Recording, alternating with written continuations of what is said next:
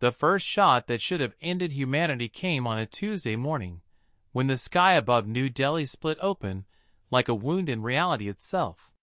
Dr. Amara Okafor was in her laboratory at the International Defense Research Facility when the alert system screamed to life, their wailing chorus announcing what every simulation, every nightmare scenario, every science fiction writer had predicted would eventually come. We were not alone, and our visitors were not friendly. The KTHRAX fleet materialized above Earth's major cities simultaneously, their vessels dark as the void between stars, surfaces writhing with geometries that hurt to perceive. They had come, as we would later learn, to claim what they called a breeding ground, to harvest a world teeming with carbon-based life for purposes we could barely comprehend. They had done this before, across 100 worlds, across 1,000 civilizations that had risen and fallen beneath their calculated extermination. They were efficient. They were thorough. They had never failed. The first weapon they deployed was called the molecular disruptor, a name our scientists would give it after studying the aftermath, though the KTHRAX had no name for it in any language we could speak. It was simply what they used.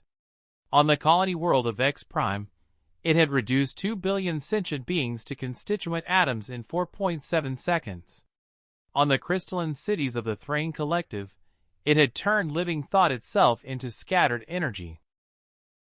When they fired it upon the gathered masses in Connaught Place, where 10,000 people had looked up in mingled terror and wonder at the ships above, the weapon sang through the air with a frequency that made the very atoms of existence vibrate in sympathetic resonance.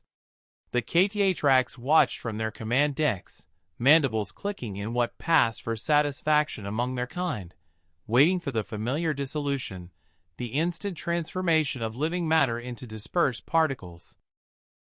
They waited for the screaming to stop before it could begin. But the screaming did begin. And it did not stop. 10,000 voices rose in panic and confusion, in terror at the ships above and the strangeness of the weapon's touch, but they rose as living voices, from living throats, from bodies that remained stubbornly, impossibly solid. The KTHRAX fired again. And again. The air shimmered with the weapon's discharge, rippled with energies that should have unwritten the very molecular bonds that held human flesh together. People stumbled, fell, scrambled for cover, but they remained. They persisted.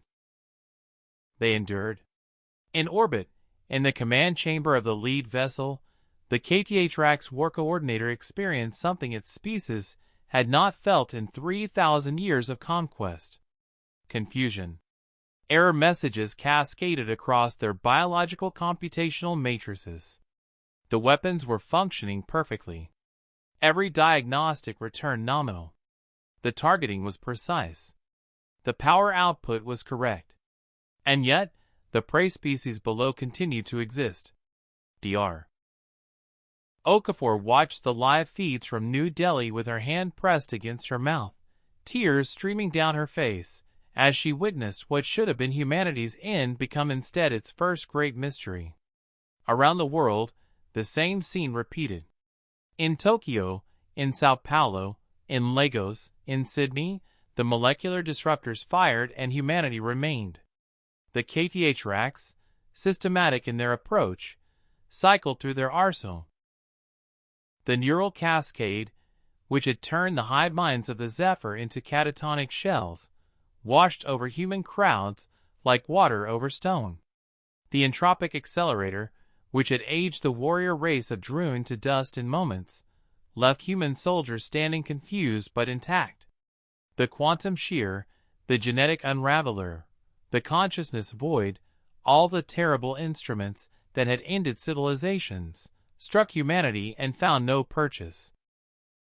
It was as if we existed in a different layer of reality, occupying a space where their weapons simply could not reach. The scientific community mobilized within hours, though the world teetered on the edge of chaos. Dr. Okafor found herself at the center of an international effort unlike anything humanity had ever undertaken. Research centers on 6 continents pooled their data, their expertise, their desperate hope that understanding this immunity might be the key to survival.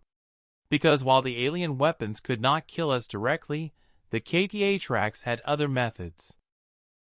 Their kinetic weapons worked just fine, crude as they were. Their ships could still level cities with conventional explosives.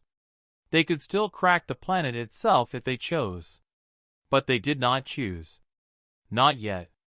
Because the KTHRAX, for all their cold efficiency, were scientists too, in their way. And humanity had become the most fascinating anomaly they had encountered in their long history of extermination. In the hours that followed the first attack, a tense stalemate emerged. The KTHRAX held position in orbit, their weapons silent but ready, their curiosity momentarily outweighing their mandate. On Earth, 7 billion humans looked to the sky with newfound defiance mixing with their fear. We had survived the unsurvivable. We had endured what had destroyed species far older, and perhaps far wiser than our own. In military command centers, strategists who had been planning evacuation procedures and last-stand scenarios found themselves grappling with a different question entirely. Not how to die with dignity, but how to fight. Not whether humanity would fall, but how we might stand. And in laboratories across the world, scientists like Dr. Okafor worked through the night, examining the quantum signatures of the alien attacks, studying the cellular structure of exposed humans, searching for the answer to a question that would define our species' place in the cosmos. Why were we immune? What accident of evolution, what quirk of biochemistry, what fundamental property of human existence had rendered us invisible to weapons that could unmake reality itself? The answer, when it came, would be as humbling as it was extraordinary.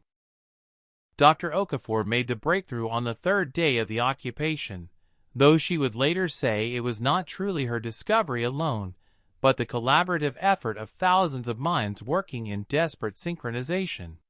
The answer lay not in what made humans special, but in what made us fundamentally, almost embarrassingly ordinary. The KTHRAX weapons, she realized, were not designed to kill. They were designed to erase. There was a profound difference.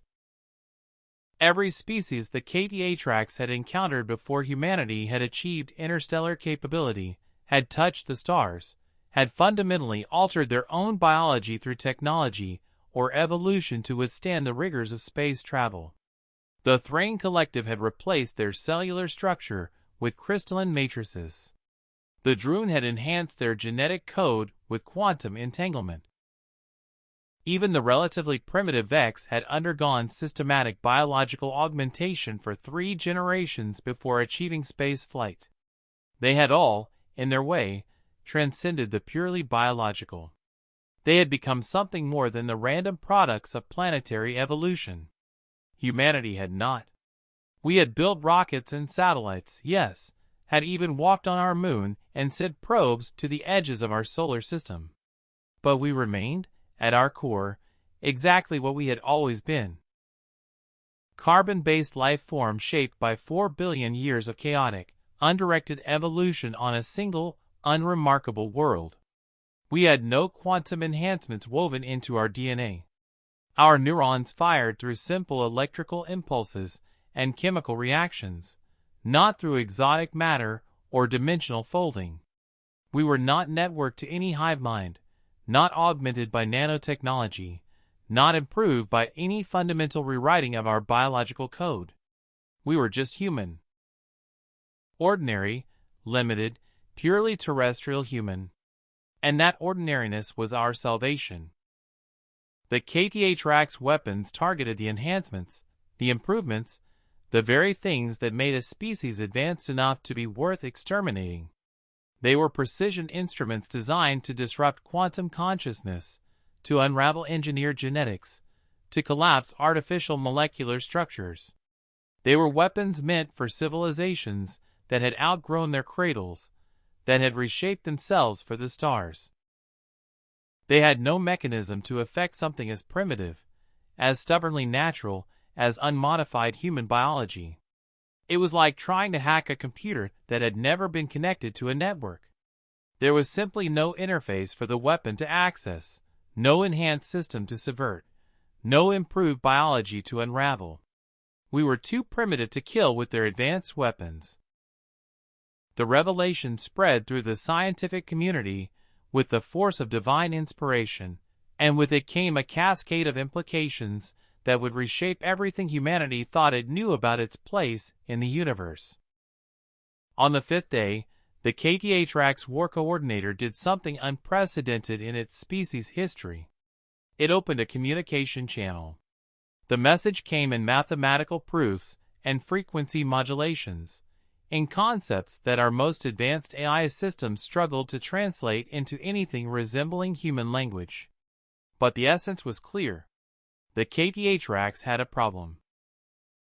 In their 3,000-year campaign of systematic extermination, they had eliminated every species that posed a potential threat to their dominance of the galaxy. Advanced civilization after advanced civilization had fallen before their weapons.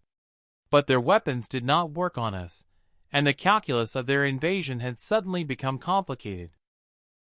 They could still destroy us through conventional means, could still render our planet uninhabitable, could still win through simple kinetic force and time. But it would be costly. It would be slow. It would require resources and effort on a scale they had not needed to expend in millennia. And in that admission, in that moment of hesitation, humanity glimpsed something that would have seemed impossible just days before. Possibility. The response came not from any single government or military command, but from an emergency coalition of world leaders convened in a bunker beneath Geneva. Ambassador Chen Wei, representing the United Earth Council that had formed in those desperate days, composed a message with input from linguists, xenobiologists, and military strategists. It was simple. It was direct. It was unmistakably human. We are primitive, the message acknowledged. We are unenhanced. We are exactly what your weapons were not designed to destroy. But we are also 7 billion strong. We occupy the high ground of our own gravity well, and we have something your previous victims apparently lacked. We have stubbornness. We have spite. We have the collective memory of 10,000 years of fighting each other, and we are very, very good at making the other side regret starting the fight. You can win, the message conceded, because it would have been foolish to pretend otherwise. But we will make you pay for every meter of ground. We will poison every victory. We will ensure that conquering Earth costs you more than leaving it alone could possibly be worth. It was a bluff partially. Humanity's conventional weapons could barely scratch the hull of a KTHRAX vessel. Our most advanced aircraft were orders of magnitude slower than their fighters. Our missiles, our bombs, our entire arsenal of terrestrial warfare was primitive by comparison to the weapons systems we saw hovering in our skies. But the message carried with it something the KTHRAX had not expected. It carried the collected weight of human history, the documentation of our wars, our resistance movements, our capacity for guerrilla warfare and scorched earth tactics, and fighting with our bare hands when all else failed. The message included footage from human conflicts spanning centuries. The siege of Leningrad, where humans had eaten shoe leather rather than surrender. The tunnels of Siuchi, where an entire underground city had been built to fight an enemy with superior firepower. The Warsaw Ghetto Uprising, where people had fought with homemade weapons against overwhelming odds simply because dying on their feet was preferable to dying on their knees. The message showed the KTHRAX something they had never seen before. It showed them what prey looked like when it stopped running and bared its teeth. The War Coordinator analyzed the data for 37 hours. Its computational matrices ran scenario after scenario, calculating the cost of occupation, the likely duration of resistance, the resources that would be expended in subjugating a species that could not be quickly eliminated. The KTHRAX did not understand human emotion, could not comprehend the concept of spite or pride or desperate courage. But they understood mathematics. They understood resource allocation. They understood that some victories, however certain, could be Pyrrhic. On the 8th day, the KTHRAX fleet began to withdraw from Earth orbit. They did not leave messages of peace or promises of non-return. They simply activated their dimensional drives and slipped back into whatever space between spaces they had emerged from. They left behind only the scars of their initial attacks, the psychological trauma of a species that had looked extinction in the face, and a profound question that would haunt humanity for generations.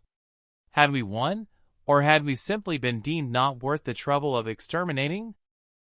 In the months following what would come to be called the First Contact War, though calling it a war felt almost obscene given the brevity of actual combat, humanity entered a period of transformation that made the Industrial Revolution look gradual by comparison. Dr. Okafor became the reluctant face of this new era, her face appearing on screens worldwide as she explained again and again the nature of our immunity, the implications of our primitive biology, the strange salvation found in our very ordinariness. But the real work, the vital work, was happening in laboratories and military installations, in university research departments and government think tanks, where thousands of brilliant minds grappled with a terrifying certainty. The KTHRAX had retreated, but they would not be the last. The universe, we now knew with absolute certainty, was full of life. And if the KTHRAX were any indication, much of that life would view humanity as either a resource to be exploited or a threat to be eliminated. The Immune Initiative, as it came to be known, began with a simple question posed by a graduate student during one of Dr. Okafor's lectures. If being unenhanced made humans immune to alien weapons, what would happen if we started enhancing ourselves? The question hung in the air like a guillotine blade, sharp and deadly. The answer was obvious, terrible, and inescapable. Any fundamental alteration to human biology, any enhancement beyond our natural state, would potentially make us vulnerable to the very weapons we had survived. It was a trap more elegant than any the KTHRAX could have designed. We could remain primitive and immune, but technologically inferior and vulnerable to conventional attack. Or we could advance, enhance ourselves, reach for the stars as every space-faring civilization before us had done, and in doing so, render ourselves susceptible to weapons that could erase us in seconds. It was a choice between stagnation and suicide, between safety and progress, between remaining human and becoming something more. The debate that followed split humanity along fault lines both new and ancient. The preservationists argued that our immunity was a gift, perhaps the only advantage we possessed in a hostile universe, and that abandoning it for the sake of advancement would be the ultimate hubris. They pointed to the Thrain, the Druin, the 100 civilizations that had enhanced themselves into extinction.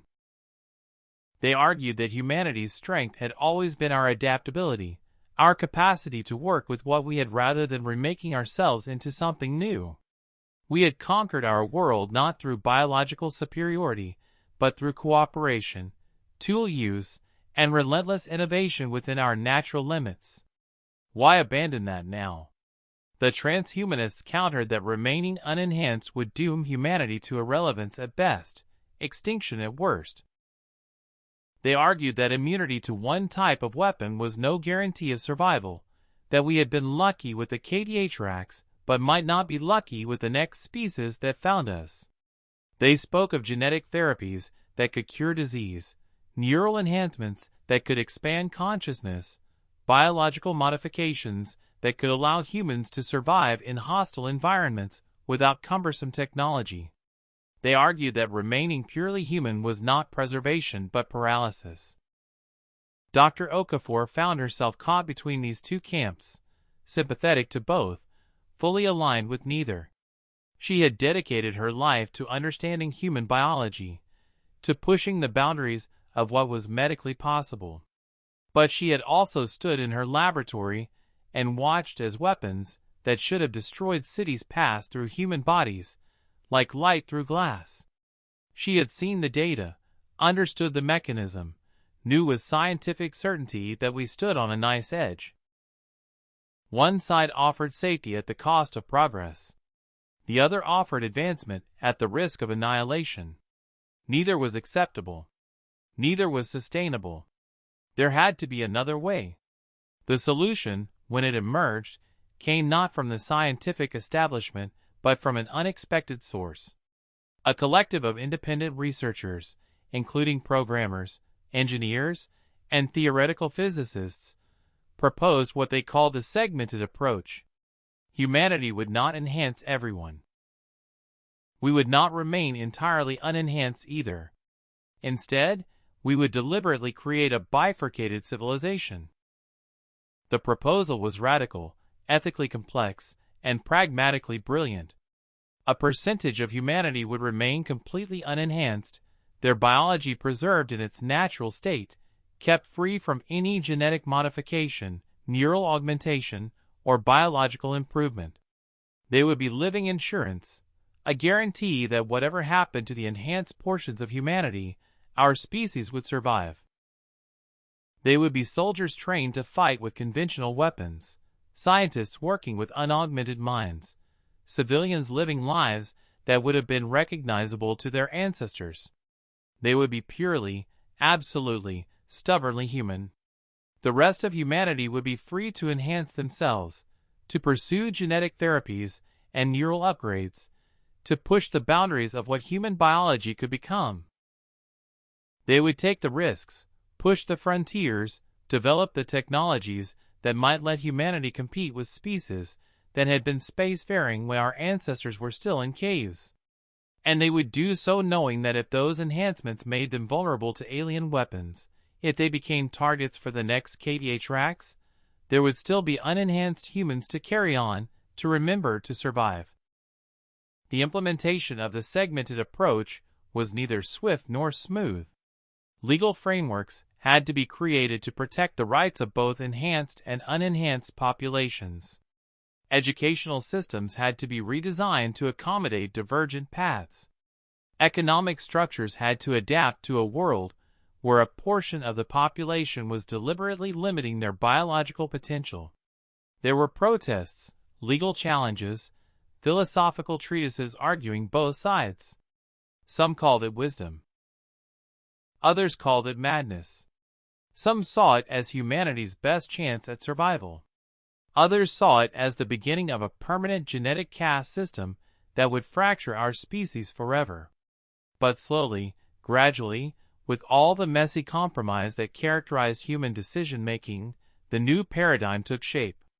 Registration systems were established.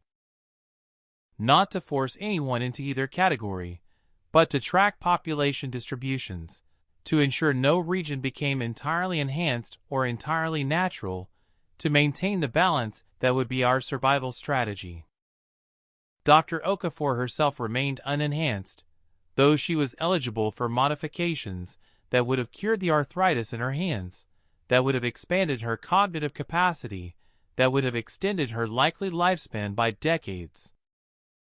She made her choice not from fear or principle alone, but from a deep conviction that someone needed to remember what it felt like to be purely human, to work within natural limits, to represent the biological baseline that had survived when enhanced civilizations had fallen.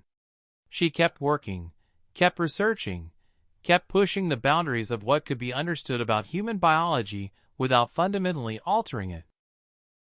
And she watched as the first generation of deliberately enhanced humans emerged from laboratories and medical centers, their DNA optimized, their neurons augmented, their bodies reshaped by technologies that would have seemed like magic just years before. They were beautiful. They were brilliant.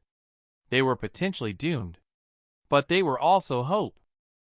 15 years after the KDH-Rax retreat, humanity's segmented civilization had become the new normal. Cities had enhanced sectors and natural sectors. Universities had parallel programs. Even families navigated the choice with varying degrees of harmony and conflict. The Mars colony, humanity's first serious attempt at interplanetary settlement, was staffed entirely by enhanced humans, whose modified biology let them tolerate radiation and low gravity with greater ease. Earth's military maintained strict quotas, ensuring that every enhanced unit had unenhanced backup. Every space-based installation had personnel who could survive weapons that targeted advanced biology. The system was imperfect, fraught with social tensions and ethical quandaries, but it was functional. It was survivable. And then the VR-Wine arrived, and humanity's carefully constructed strategy faced its first real test. The VR-Wine were nothing like the KDH-Rex. Where the previous visitors had been cold, calculating, almost mechanical in their approach to extermination, the VR-Wine were artists of destruction. They did not simply want to clear worlds for resources. They wanted to break civilizations, to demonstrate superiority, to prove that their way of existence was the only path worth pursuing. They arrived in ships that looked like they had been grown rather than built, organic vessels that pulsed with bioluminescent patterns and moved through space with liquid grace. Their opening transmission was not a demand for surrender, but an invitation to witness their greatness. They would demonstrate their weapons. They explained in a language our enhanced translators barely managed to parse, and we would understand the futility of resistance. They were not cruel, they insisted. They were teachers, and we were about to learn the most important lesson of our existence. The first VR-Wine weapon struck an enhanced research station orbiting Jupiter. The quantum dissolution field, our sensors would later identify it as, was designed to target any organism whose consciousness had been augmented beyond natural baseline neural architecture. 247 enhanced humans, brilliant scientists and engineers, whose neural modifications had made them the brightest minds in the solar system, simply ceased to exist. Not killed. Not destroyed. They were deleted from reality as thoroughly as data erased from a hard drive. Their bodies remained, perfect shells devoid of anything that made them people, biological machinery that continued to function without the ghost in the machine. The unenhanced support staff, those who had maintained systems and performed tasks that didn't require enhancement, remained completely unaffected, conscious and horrified, watching their colleagues become beautiful empty automatons. The message was clear, and it was devastating. The VR-Wine had weapons that could target enhanced biology specifically. All of humanity's advances, all the modifications and improvements and optimizations that had made us competitive with spacefaring species, all of it was suddenly a vulnerability rather than an advantage. The enhanced population, which had grown to nearly 40% of humanity, was at risk. And the VR-Wine were just getting started. They demonstrated their arsenal with methodical cruelty. The genetic resonance cascade, which could shatter any DNA that had been artificially modified, killing enhanced humans while leaving natural ones untouched. The neural dissolution wave, which burned out augmented brain tissue while passing through unenhanced neurons like they were invisible. The cellular rejection field, which made enhanced immune systems attack their own bodies. Each weapon was a masterpiece of precision, targeting exactly the kind of improvements humanity had been making, exploiting exactly the vulnerabilities we had worried about. But the VR-Wine had made a critical miscalculation. They had assumed, as the KDH-Rex had assumed, that a species advanced enough to have enhanced members would have enhanced all of them. They had expected to cripple humanity, to demonstrate superiority, to watch us collapse into despair when we realized our improvements had doomed us. They had not anticipated the segmented approach. They had not expected that millions of humans would remain unenhanced by choice, by strategy, by deliberate preservation of our primitive biology. When their weapons had finished their terrible work, When the enhanced populations in exposed areas had fallen or fled, there were still 4 billion unenhanced humans standing ready to fight. The VRYN's second miscalculation was assuming that unenhanced meant helpless. Admiral Kendra Williams, commander of Earth's Defense Forces, and deliberately unenhanced despite having the genetic markers that would have made her eligible for military-grade enhancements, gave the order that would define humanity's response. If the VRYN wanted to demonstrate superiority through precise, elegant weapons, humanity would demonstrate something else. We would show them what we had learned in 10,000 years of fighting each other with whatever we had. The defense satellites that ringed Earth were not elegant. They were not precise. They were not weapons designed to target specific types of biology or consciousness. They were kinetic impactors, essentially giant railguns that threw chunks of metal at significant fractions of the speed of light.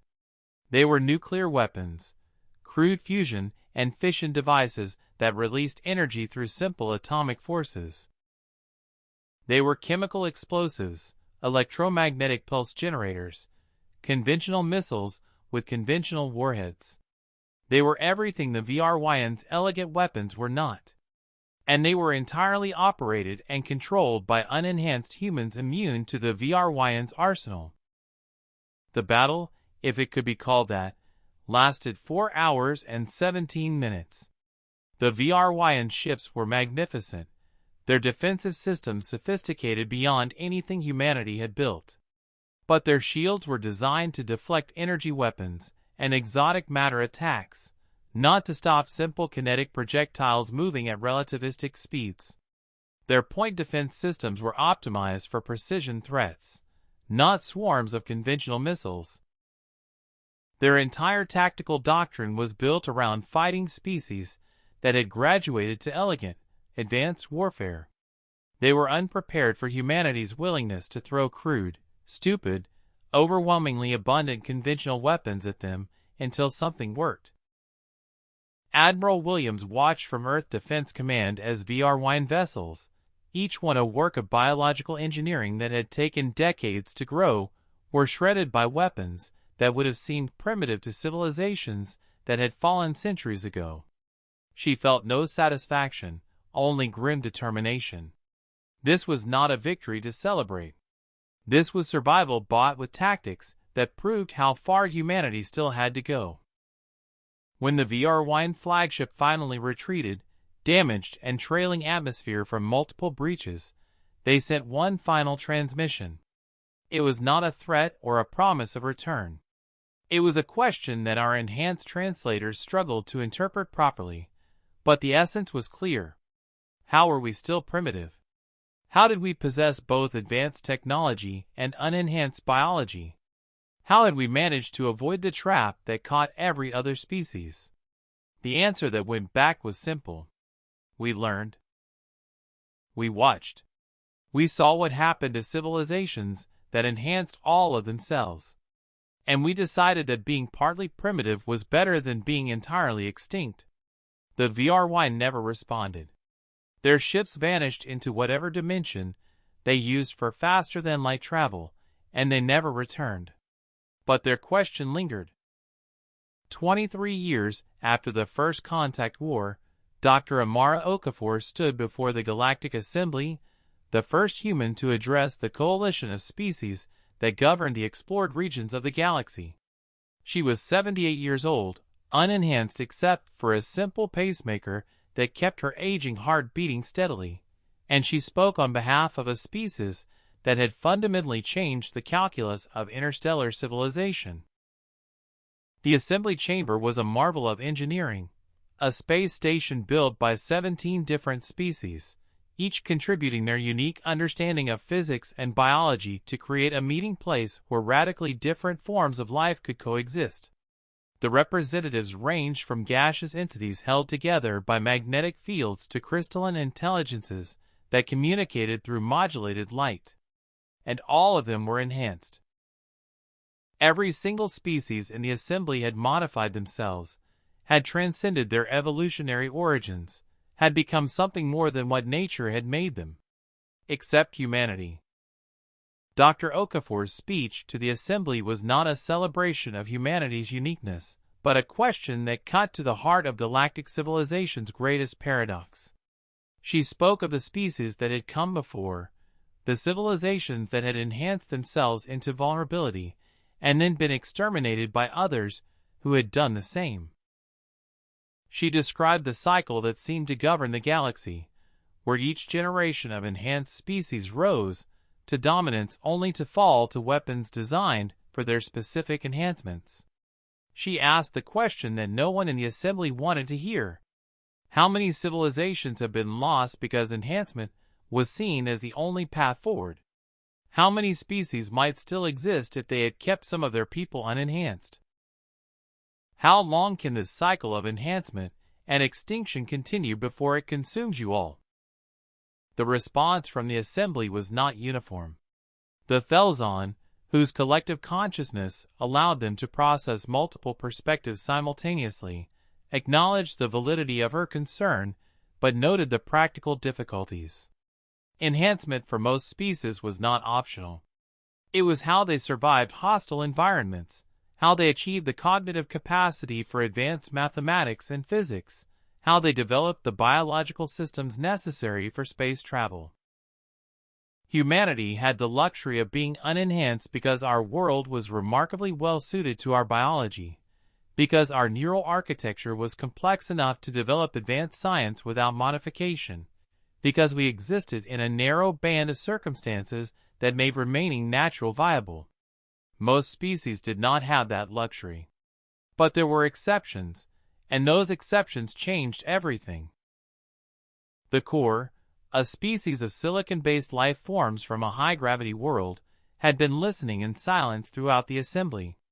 Their representative, a being that communicated through vibrations that shook the very structure of the station, finally spoke. They revealed something that had been hidden for generations. The core had maintained what they called the preserved, a population of their species that had never been enhanced, kept in secure facilities, and protected from the weapons that targeted advanced biology. They had done this in secret, afraid that other species would see it as weakness or madness. But they had survived 3 attempts at extermination because of it. When weapons designed to disrupt silicon-based neural enhancements had swept through their worlds, the preserved had endured. And from the preserved, they had rebuilt.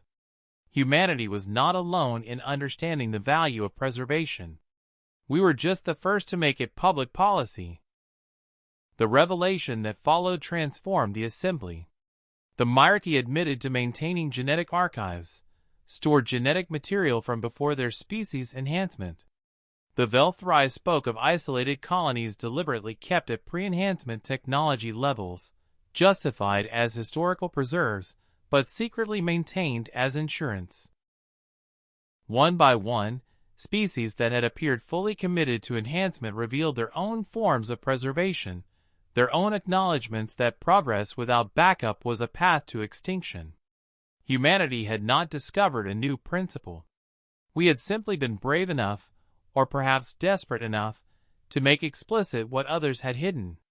We had turned survival strategy into open policy, had built our entire civilization around the acknowledgement that we needed to be 2 things at once. Primitive enough to survive advanced weapons, advanced enough to fight back with the tools we had. Dr. Okafor's final words to the assembly were not about human exceptionalism or superiority. They were about hope, about the possibility that the cycle of enhancement and extinction could be broken. She proposed what would become the Sanctuary Accord, a framework allowing any species to maintain unenhanced populations without shame or secrecy. These populations would be protected under galactic law, recognized not as primitives or failures, but as living insurance policies for their species' survival. The Accord would establish protocols for preservation, for maintaining genetic and cultural diversity, for ensuring that advancement did not require abandoning the biological baseline that made each species unique. It was not a call to abandon enhancement, but a plea to embrace wisdom alongside progress, to recognize that some of the old ways had value precisely because they were old, because they had been tested by time and found sufficient. The vote was not unanimous. Some species saw the proposal as regression, as a step backward from the glorious future that enhancement promised. But enough had learned the hard way, had seen their own populations devastated by weapons targeting their improvements, had lost worlds and loved ones to the very enhancements that were supposed to make them stronger. The Sanctuary Accord passed with a simple majority. It was not a perfect solution. It did not eliminate the dangers of a hostile galaxy or the weapons that existed to exploit enhancement. But it was a beginning, a recognition that survival might require holding on to the parts of ourselves that evolution had crafted over millions of years, even as we reached for the stars. Dr. Okafor did not live to see the full implementation of the Accord. She died 3 years later, her unenhanced heart finally giving out despite the best efforts of human medicine. But she died knowing that humanity's strange gift, our immunity born from primitiveness, had given the galaxy something more valuable than any weapon or technology. We had given them permission to be imperfect, to embrace limitation, to recognize that not every problem required transcending nature to solve. 50 years later, the galaxy looks different. Humanity is no longer unique in maintaining unenhanced populations. The Sanctuary Accord has spread to hundreds of worlds, each finding their own balance between progress and preservation. Wars still happen. Weapons still target enhanced biology. But now, when civilizations fall, they do not disappear entirely. The preserved populations survive, remember, rebuild. And perhaps, slowly, painfully, with all the messy imperfection that characterizes organic life, the galaxy is learning what humanity discovered by accident and necessity. That strength is not found in perfection alone, that advancement need not mean abandoning our origins, that the primitive parts of ourselves might be exactly what we need to survive in a universe full of beings who have forgotten what it means to be limited. We are still only human, still bound by the biology that kept us immune to alien weapons designed for gods. But in our limitation, we found liberation. In our primitiveness, we found power. And in our stubborn refusal to become anything other than what we were, we showed the galaxy a different path forward. Not higher. Not transcendent. Just different. Just human. And somehow, impossibly, that was enough.